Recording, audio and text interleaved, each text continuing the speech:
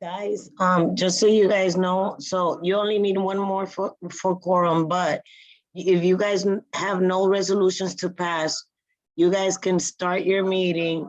Quorum is not necessary for you guys to open up. It's just to pass a resolution, just so you guys know. I know you're waiting on some folks, but I wanted to make that clear. Got it, Paola. Thank you.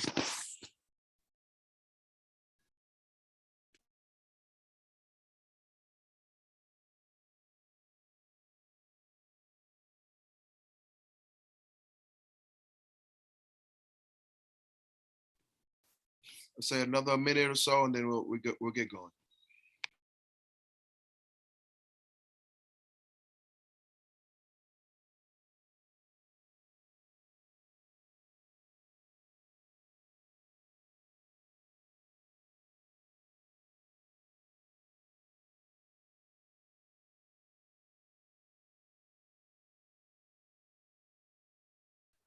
Sounds good, guys. I was setting you up on Facebook and YouTube. Sounds good.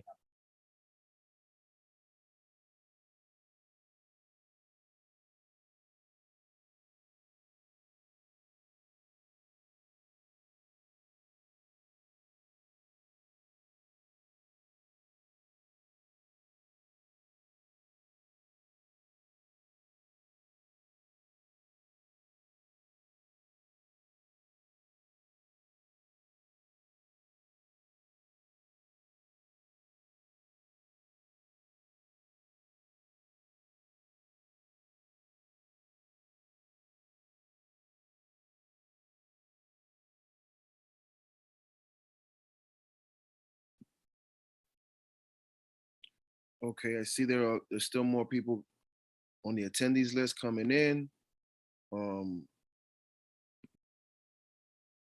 But we'll get started. Right now it's 7:08. On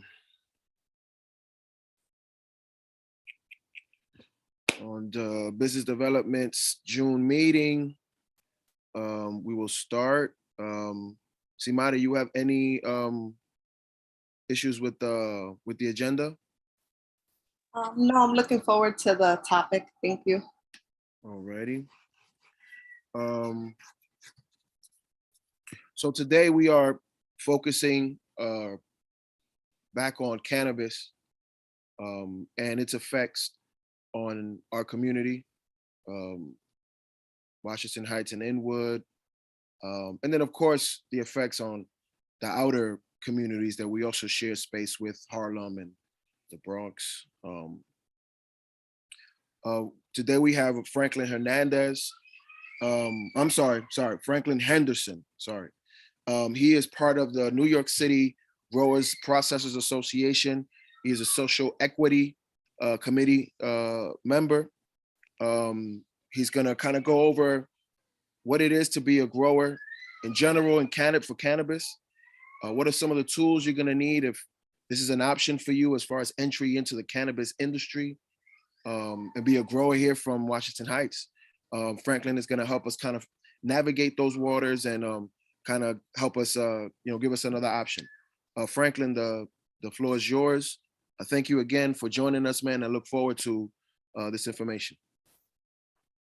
Okay, thanks. I'm not doing like a slideshow presentation or anything like that. I'm gonna give you a little background on myself.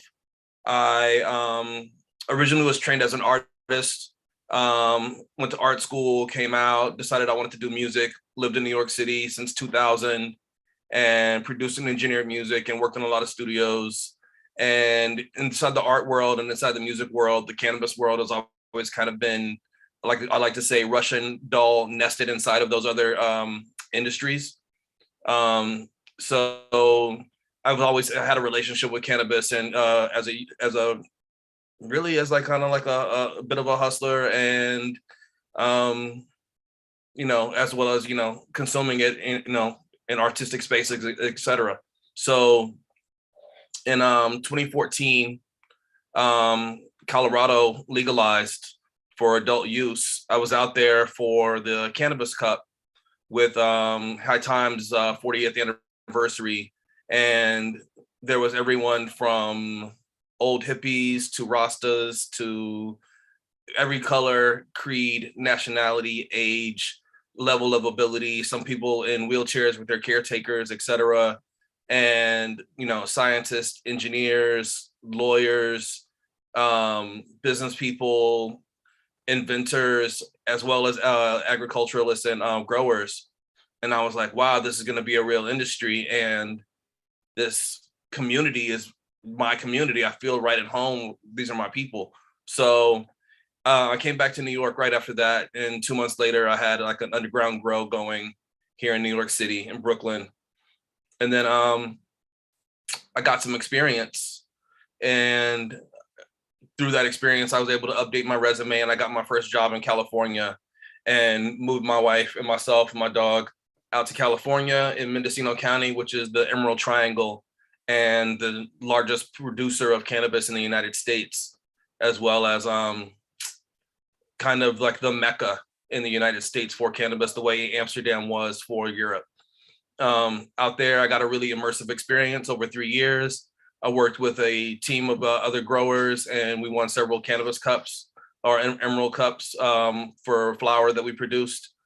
It was a big 10,000, 12,000 square foot greenhouse. So I got to work at scale and learn a lot of things about that, from going small to being big, and all the different aspects of the industry, kind of from growing from seed to cutting clones to drying and processing and making final products out of it.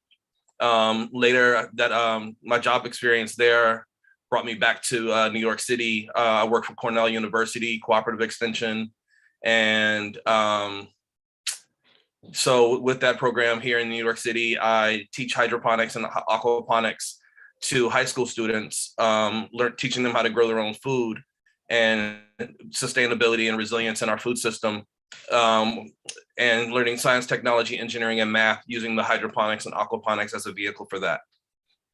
So while being at Cornell University, I've also enrolled in their master's program in horticulture to kind of add credentials to the other experience that I have. And I graduated in December with my master's in professional studies in horticulture and controlled environment agriculture.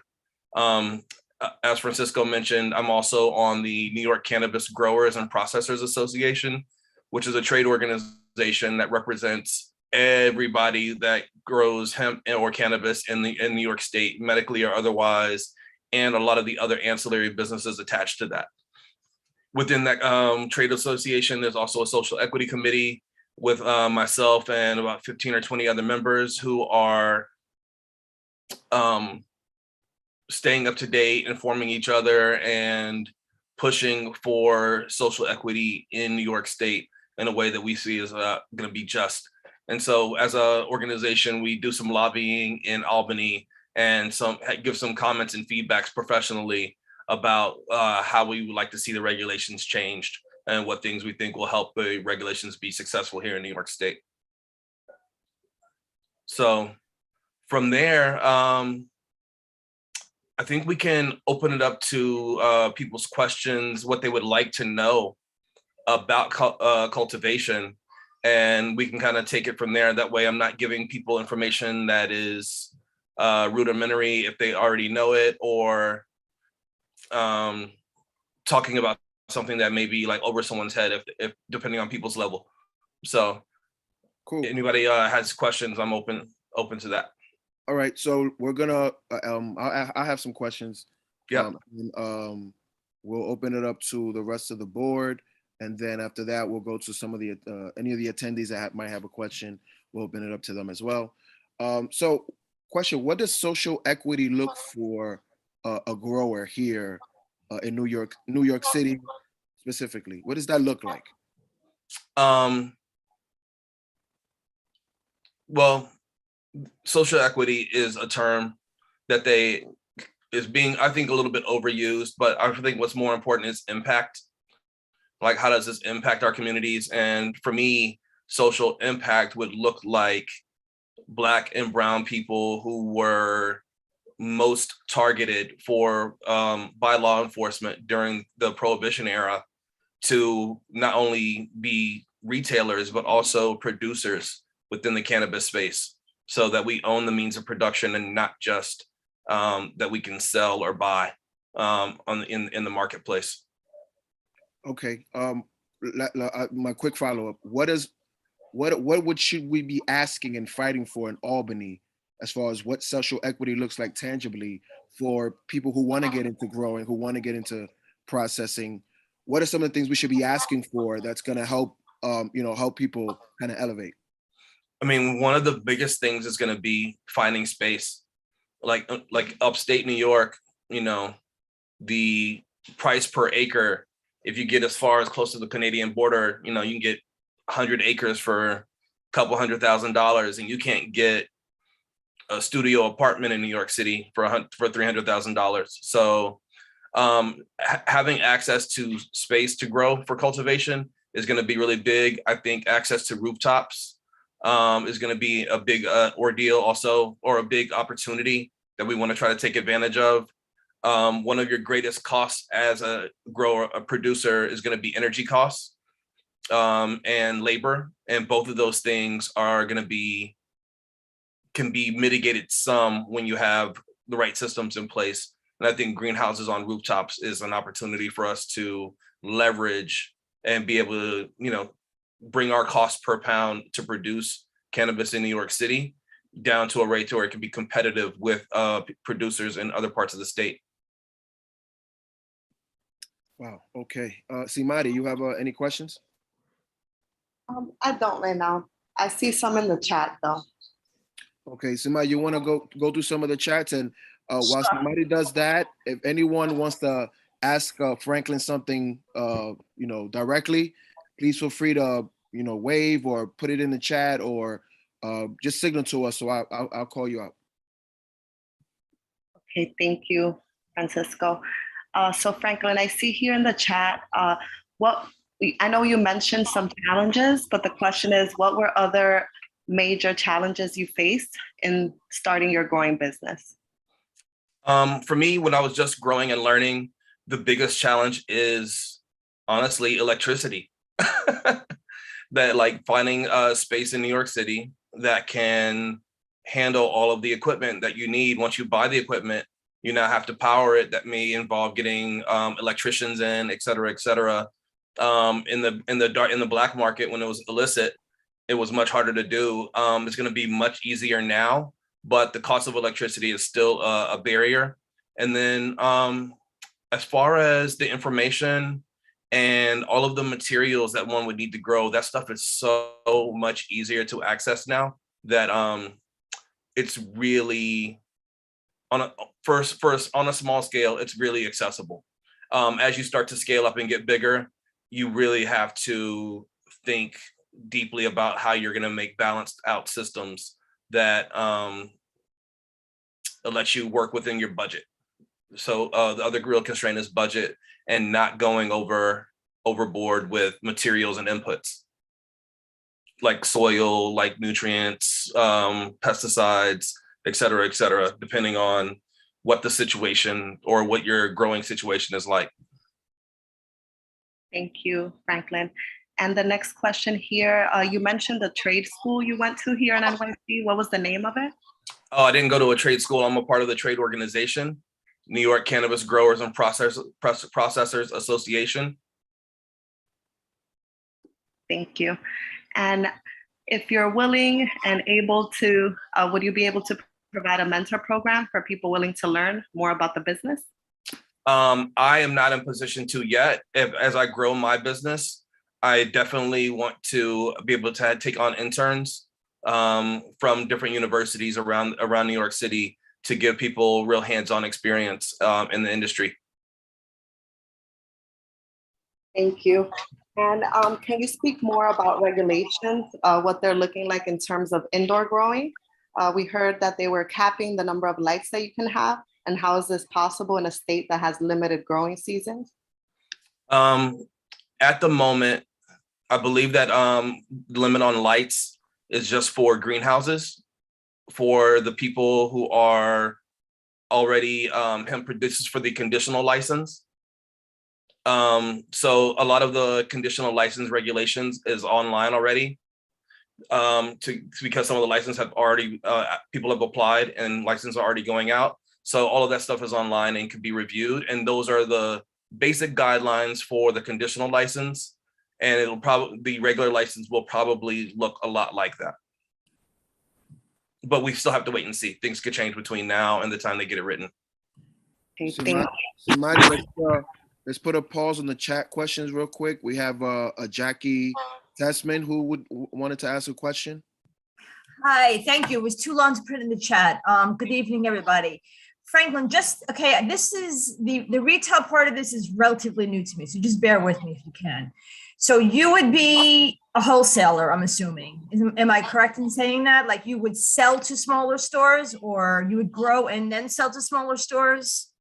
From my experience in other markets and the way that if I were a cultivator and I had a cultivation license here in New York State, I would have to sell to a distributor. And then that distributor would sell the product to retailers. A distributor would carry a bunch of different products from different producers. And from there, he would go to, or stores could come to the distributor and say, I want to carry this product, and this product. When can you deliver it by? Got it.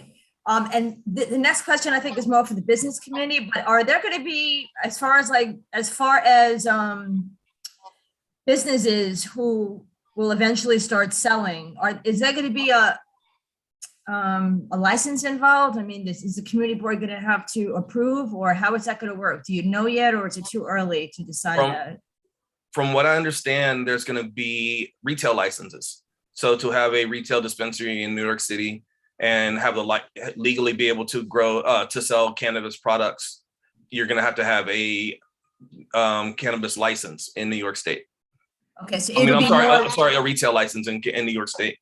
So it would be more, so it would be similar to like a liquor license then? Yes. Yeah, Simply put, yes, it'll be similar to the liquor license. Okay, thank you, Francisco. That's it. Thank you very much, Franklin. Oh, no problem. You're very welcome, Jackie. Okay, Samadi, you can go back to if anyone wants to talk. Another hand raised, yeah. But you feel more comfortable writing it out, whichever is more comfortable for you guys. Somebody will say it for you, or we'll give you the right to say it yourself. Okay, so we're gonna go back to the chat, and then we'll come back to Daniel. You'll be after the next question on the chat. Okay, so do you think cooperatives are a good idea? I love the idea of cooperatives from the point of view of reducing risk or mitigating risk and sharing risk, as well as organizing buying power. I don't know how the state feels about it. So while I would very much like them to have cooperatives, they may or may not allow for cooperative licenses. Thank you. And we'd like to know we'd like your ideas about growing in city indoor spaces. I'm interested in pursuing my nursery license. Do you know of any grower apprenticeship opportunities? Sorry about that. So the first part of the question, growing in indoor spaces in New York City. Another really important factor besides just electricity and heating and cooling and air flow and circulation is also water and water drainage. And so floor drains are great in indoor spaces. And honestly, a lot of people, when they do grow indoors, they tend to go with hydroponics because soil and pests like that can kind of proliferate in indoor spaces. So not that people can't have pests with hydroponics as well. But one of the things is I would really think about is, where is your water coming from? What do you have? Are you able to do plumbing in your space? Does the space that you rent out already have water access in it? And then thinking about how much power comes to into the space that you're working in, so that you know exactly what how much lighting and the square footage that you'll be able to actually operate with. You can have a much bigger space that doesn't have enough electricity, and you can't pack the place, if that makes sense.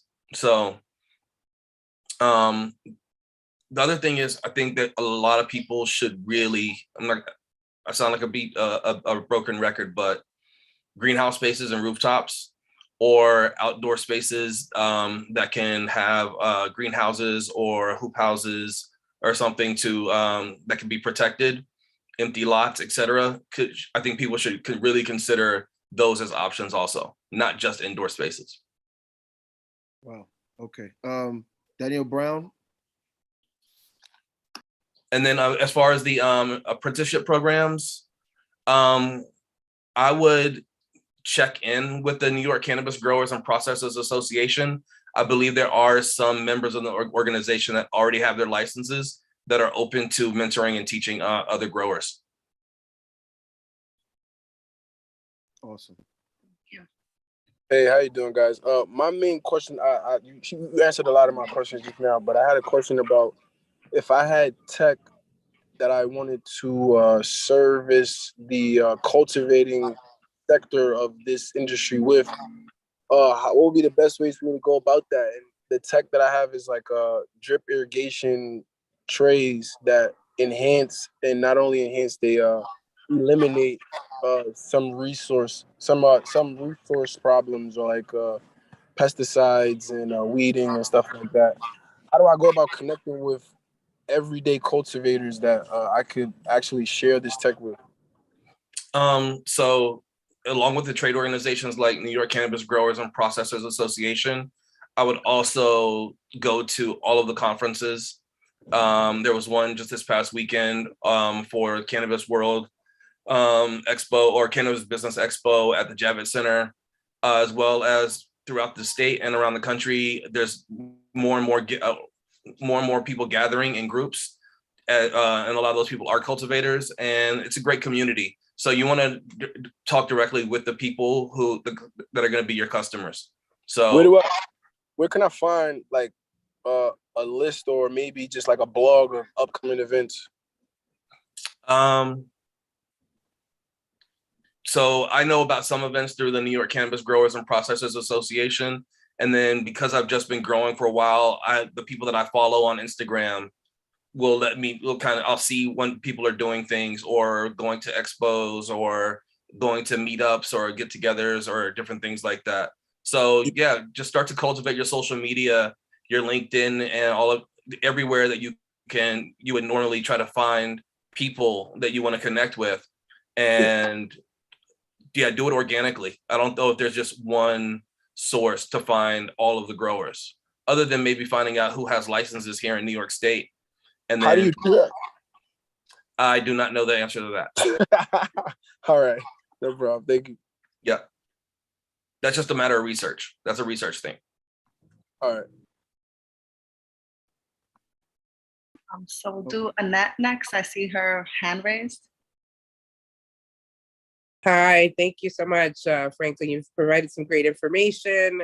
As for the cultivation program, there is, under the conditional cultivation program, there is space for mentorship. So all the 162 licenses that have been granted, all of those cultivators have to provide mentorship programs. So there are organizations collecting that information. The Hood Incubator is one of them.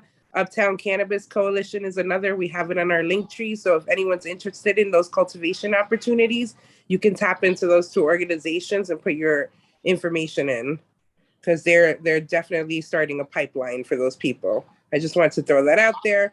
I think the other question that I have for you is, in terms of like, you talked about some of the challenges about growing here, but what do you see as like the potential upside, right, of these greenhouses or like rooftops? Like, talk about that. I'm glad you asked that. A lot of people kind of are distrustful naturally of this whole process of legalization, and the way that the laws are written and so on, and the way licenses are given out, etc.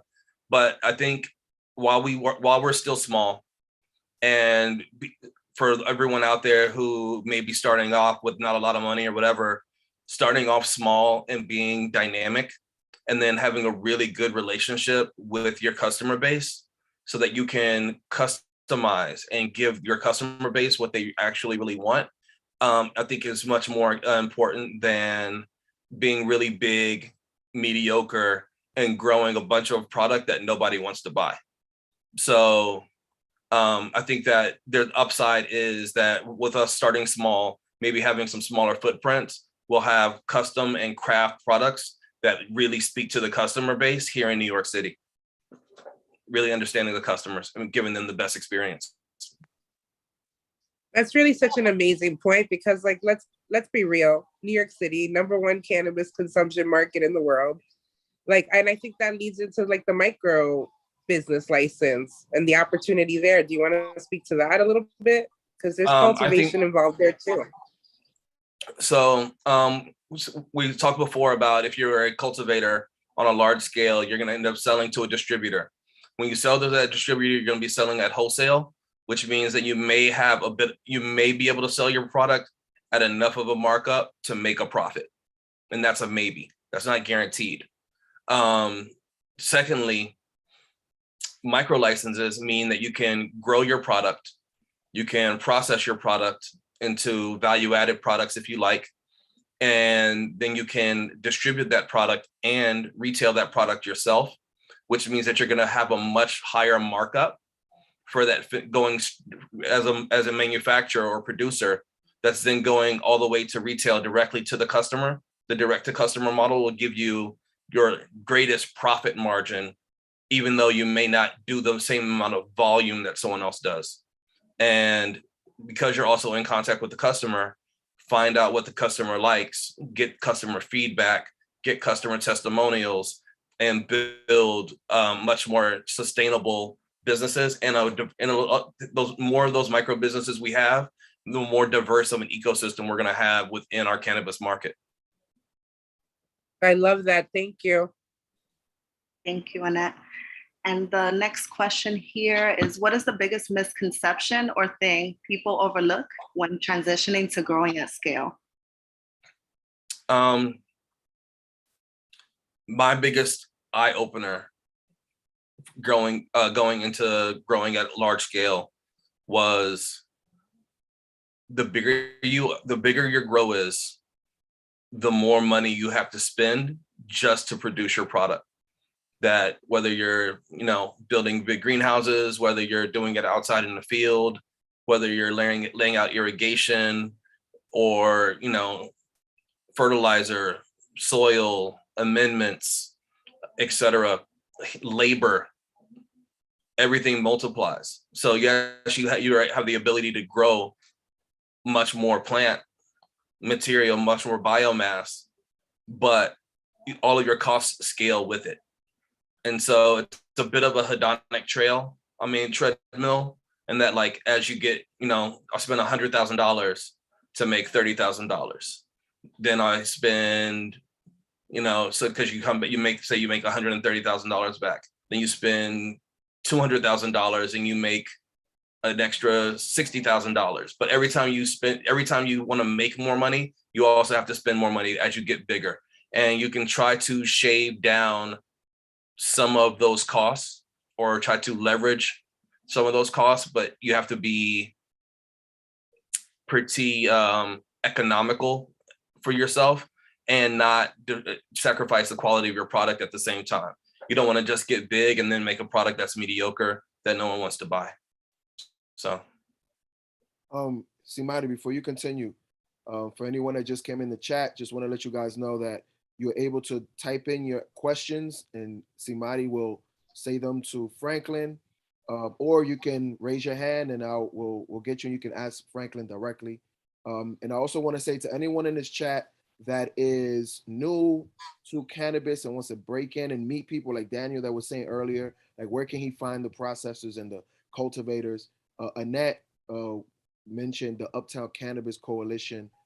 This is an organization that is just that. They do these events, they get people together to network and mingle and meet and, kind of strengthen future businesses here in the community. So Daniel, if you're still on, Uptown Cannabis Coalition on Instagram. Follow them, and they got all the news, all the updates. They'll get you going. Okay, Simari, do your thing. Thank you for that information. And here, what are the stipulations, or where can they find stipulations for a micro cultivator? That is not out yet. So that is something that we're still waiting on.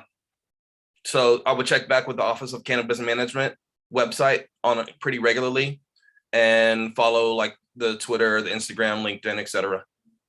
Thank you. Yeah, I think you're able to sign up for the updates as well, just in case. Yeah. And how do you feel about shipping containers for growing or for grows? Sorry. Shipping containers can be an option. They can even be retrofitted with greenhouse tops so you can get some of the free sunlight. But people are growing microgreens and other things in shipping containers currently. One thing that I would say to consider is insulation, because in the summertime it gets really hot, in the wintertime it gets really cold, and you're talking about just a thin sheet of metal. So figuring out how you're going to insulate the shipping container, build it out, etc. But it's going to be a relatively small footprint. But you can do multiple of them, and you can start small and you can scale. Thank you. So the last question I see here is, by any chance, would you happen to make your own concentrate, edibles, etc., and provide that to distributors as well? That would be under like a price processing license. So, yeah, so as a processor, you would buy raw materials from growers and cultivators. And then you would take that material and then you would make it into your concentrates, your edibles, or other different SKUs. And then from there, you would take that to a distributor if you don't have your own distribution license. Okay. Franklin, I got a question for you. Yeah. For a community like ours, Harlem, Fordham, these places where, money is an issue, capital is an issue. What are some of the ways that folks can kind of, if there is any, that they can, what's the I don't want to say the cheapest point of entry, but how can people kind of navigate the capital being such an issue when it comes to processing? That's a really good question. And it's really something I would talk to a business professional about, like a small business services has some things that can help people get loans and other things like that. I don't know if it'll be applicable for cannabis, but the New York Office of Cannabis Management talks about having a public-private fund that they're going to try to use to help get some of our initial retail licenses towards equity applicants. And I believe that there's plans to have other rounds of funding for some of the other licenses coming out after that. And besides that, I would think about what kind of fundraising one could do, whether it's crowdfunding, crowdsourcing, people getting together and organizing their money, forming a corporate structure and saying, hey, I got 5,000, you got 10,000. What can we do to get started with something? And some of that might even be like, hey, we're going to get up enough funds to buy some land or a farm outside of the city, get our license, and then people are going to have to figure out who's going to work the farm, Can you guesstimate what would one need from your experiences in the different places where, these type of businesses are available? What is the general amount that one would need to kind of get going? That's not a there's no set number. It's really, you're talking about multiple different factors for controlling your environment, or to what your real estate is going to cost you, what your property tax may or may not cost. There's just no, who's doing the labor, what does the labor cost you? Those are things that you just have to work out in your business plan. There's no one set number. Gotcha. Emily, welcome. And wanted to know if you had any questions for Franklin. Also wanted to continue to open it up to those who are attending. If you have any questions, please feel free to raise your hand or type it in the Q&A. Sorry, y'all. I missed a good portion from the beginning. So I just got to the questions portion, but the questions are very interesting. So I've definitely been thinking about that, about making some kind of a, I mean, people always tell me not to like say what my dreams are, but whatever. So like, I've always been interested in doing a community hub here in Harlem, but I'm broke. So, and I don't know anything about finances or anything. So it's kind of interesting listening to all of this. So I'm just hanging. Got you.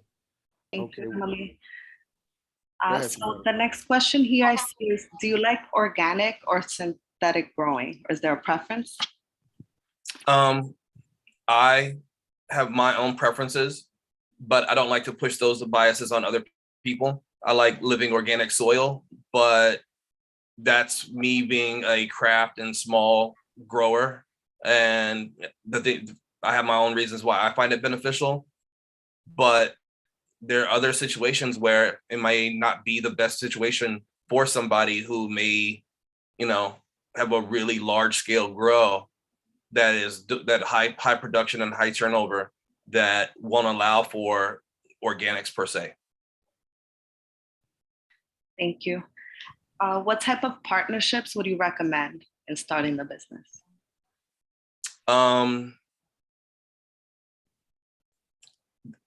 Again, like I would, that's something I think is a better question for a finance or legal person to think about partnerships. But relationship wise, I think every grower should really consider getting good relationships with testing labs for your soil, for your nutrients, for your plant material. You can do tissue tests. You can take a leaf from the plant, send it in. They can let you know if you have a deficiency, if you're lacking something, if you have a growth limiting factor. There's 16 essential minerals used for the nutrients to grow the plant to maturity. And the least common denominator, the one that you have the least of, is going to be your limiting factor. So I think that having good testing and good data to support what you're doing, and good practices of recording your data throughout the entire process is really important. And I think that building those relationships with your labs, you can start doing that now, even before you plant your first plant. Thank you for that insight. I know you mentioned some initially, but the next question here, what is something or a few things you wish you knew or were taught as a beginner? What gets measured gets accomplished. I think that in itself covers a little bit of everything, from like the economic side of it and making sure that you stay solvent as a business, as well as how productive your gardening is and getting the results that you want, and then being able to repeat those results. So yeah, measure everything, record your data. Thank you. Okay. Thank you. Yeah. Anyone in our attendees would like to ask a question? We are open. Let's see here.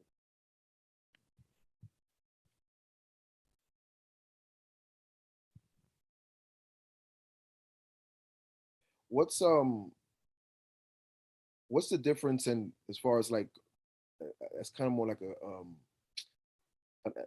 you got your LA crop and your New York. What are some of the challenges as a grower a New Yorker would see versus say someone from California?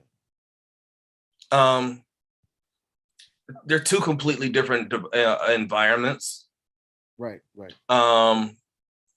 So for like a large grow in New York versus a large grow in California's got a long history, and they have more growers per capita in the state of California for generations.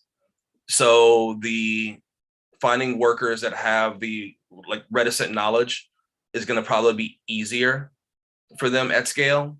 And I think because New York is just coming into the light, we have some growers that have been growing underground. But getting them away or attracting them to a company to want to work is going to be, I think, a bit of finding them and then actually attracting them and paying them enough is going to be a challenge. We have some of the most expensive rent.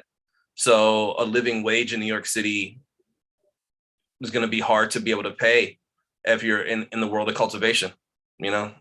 That's a sad reality. Thank you. I see a question here in the chat before we take the hand that's raised. If you apply for a processing license and want to switch to cultivation, how would that work? I'm also going to give the OCM licensing information just in case. I do not know that.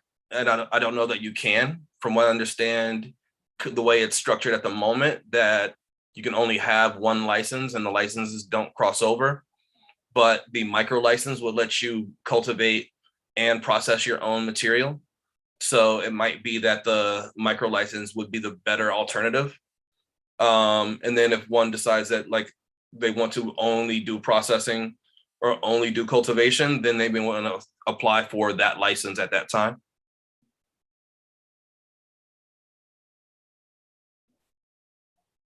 Okay, Annette. Hey. You talked about testing. How much of a hindrance is testing to your business? A hindrance how? Like, was it backed up in California? I mean, one of the things that they're talking about here is that there could be a testing bottleneck. Did that happen in Cali when they first went live, or was that an issue? Not really, because they had enough. I think they had enough labs.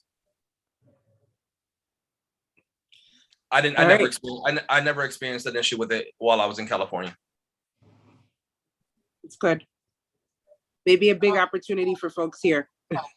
Oh, absolutely. And the regulations for the existing medical cannabis testing license, for the lab certification is already online. Perfect. Thank you. Yeah. But yeah, for the testing lab, if people are here interested in starting their own lab, there's a certification process for it through environmental labs. It's like ELAP, I think, is environmental lab accreditation program, I think is the name of it. Yeah, it is. I just looked it up. Yeah. Awesome.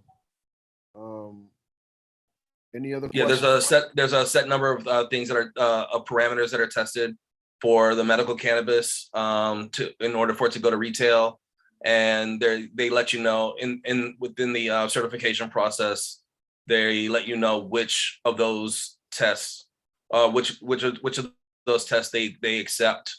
So that you know which kind of equipment and hardware you have to buy up front for that. I have a question. What are some ancillary business ideas when it comes to growing? For cannabis? Yeah. Everything. So the pots that the plants are grown in, the rock wool that people order by the shipping container to grow for big warehouse grows, lights. There's HVAC is an ancillary business, electricity, security, cold supply chain. So refrigerated trucks to bring the product from the distributor to the retail location. And on a hot summer day, the cannabis leaves upstate New York, and it's nice, beautiful, bright green, and it sits in a hot truck for 6 or 7 hours with the sun beating on it on the way to New York City. It's not going to be green when it gets here. It's going to be slightly brownish or kind of army green, tan, start to get dark because, and then a lot of the volatiles, the smell compounds would also cook off in that process. So cold supply chain is going to be a thing. There's almost nothing, packaging, labeling, marketing, events management, like the list goes on for ancillary businesses.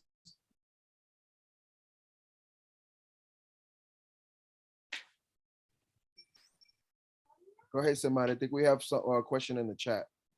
Yes, I see here, what is New York looking for in applicants when approving a micro or cultivation or any cannabis license? I think we covered this in the past, but I'll let you speak. I don't know. I don't have an answer for that. So if you would like to answer, that's great. Sure. So I don't have a direct answer, but we covered a bit of the details in one of our previous meetings. So I'll look that up and type it in for you, Bashan. But definitely all of the regulations are still not posted just yet. But I'll direct you to the Office of Cannabis Management website just for signing up for updates to stay in the loop there with the information. And I think they post the minutes from their meetings also when they do talk about the legislation. Some of the things seem to be that they want to give licenses to people who have experience running businesses in the past, because they're asking for financial records and things like that. Yeah. Franklin, can you speak a little bit to how does the New York City Growers Processors Association help a future grower in their journey and getting into the business? What are some of the benefits they can look forward to in becoming part of the NYC GPA? For one, it's a direct line to having your finger on the pulse of what's going on in the state at the Albany legislative level. So the second anything happens in Albany, we know about it, which is really, really beneficial. Secondly, you have access to other people who have licenses or some version of cannabis or hemp businesses that are already up and running and functioning that are accessible to you, that you can talk and discuss and share and build community and camaraderie with and be collegial with. So those are a few. And there's also, amongst all the other committees, there's also the education committee, and they're working really hard to make sure that we're able to educate enough people to be competitive, to have a competitive market, as well as we're going to have to train up an entire job force that was either non-existent or very kind of covert and underground before. So I find that to be another wonderful benefit of it. Awesome. Yes, thank you. Yeah. You guys have any questions? I want to make sure that all you guys that are on the attendees list, you get all your questions out now. Okay. I don't see any questions, so I think we're gonna wrap it up with Mr. Henderson here. Well, Franklin, thank you, man. I do appreciate your time sitting here with us. Glad to help. I hope some of what I shared was helpful. Yeah, no, it was eye-opening. I think, one of the things I wanted is just to give our community members the opportunity to have options. We've been talking about retail consumption, and there's so many avenues to break into this industry, and I just wanted to give people the information for another avenue. So thank you again. If anybody has some last questions on the board, the attendees, this is the time. If not, Franklin, again, thank you. Enjoy your evening and have an amazing week. Awesome. Appreciate it. Thank you. Thanks for having me. Yes, absolutely. Thank you, Franklin. Okay. All right, Simari, any new business, old business? Not at this time. I know we were working on trying to get the DOT, but I haven't had an update on that. So I'll still circle back. Okay, Annette, are you still on the call? I think she might have bounced. Oh wait, she might be here. Annette. For Francisco, I'm signed in under Annette's account. It's Beck. I Oh, hey, think Beck. I might have stepped Beck. off, but if you have a question about the coalition or anything, I can answer that. Just wanted to see if you guys have any updates that you can share about just cannabis in New York City, any news with cultivation or anything like that that you guys might want to just update us on. The conditional retail licenses, which are the first round of retail licenses that will be handed out, the state released a couple months ago, they released their regulations, their proposed regulations. The comment period on those just ended, so they should be coming out with an amended set of regulations for that. There's a comment period on home grow regulations. So the Uptown Cannabis Coalition is going to be hosting a comment event where we just get people together. We hosted one for the retail licenses at the North End. We're going to host another one around in the neighborhood someplace so that people can get together, learn about the proposed regulations for home grow, make comments, and then we'll draft all the comments into a letter and submit it to the state. And they are talking about issuing some conditional processor licenses to go with these cultivation licenses. So they're sort of rolling everything out slowly. So that information should be coming out soon as well. But they do have, with the cultivation licenses, one of the conditions for the people who were awarded licenses is that they have to take on social equity candidates as mentees. So we're really trying to get more information so that we can feed them people from our community up to these farms so that you can get hands-on learning if you want to go for your own cultivation license, because it will sort of be a backdoor into a license. Right. Wow. Thank you. So anybody interested in cultivation, really, we encourage you to follow us on Instagram so that we can get your information and feed it to the people we know.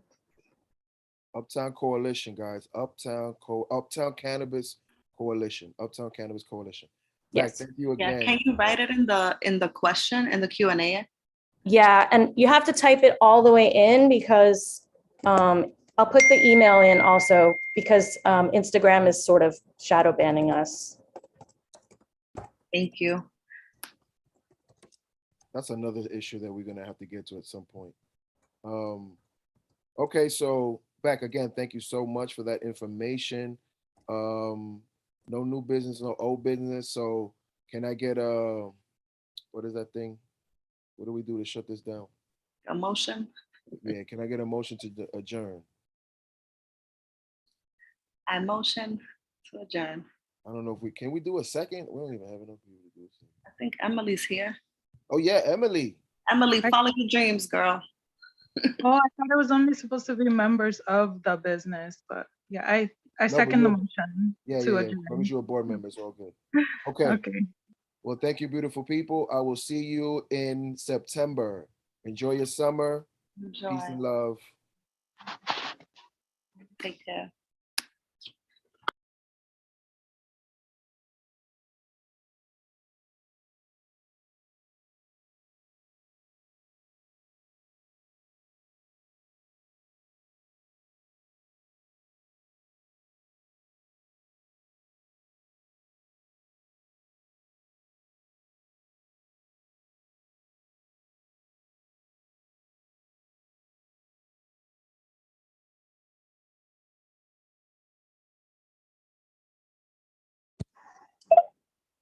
I cannot hear anyone. If you guys are talking, I cannot hear anyone.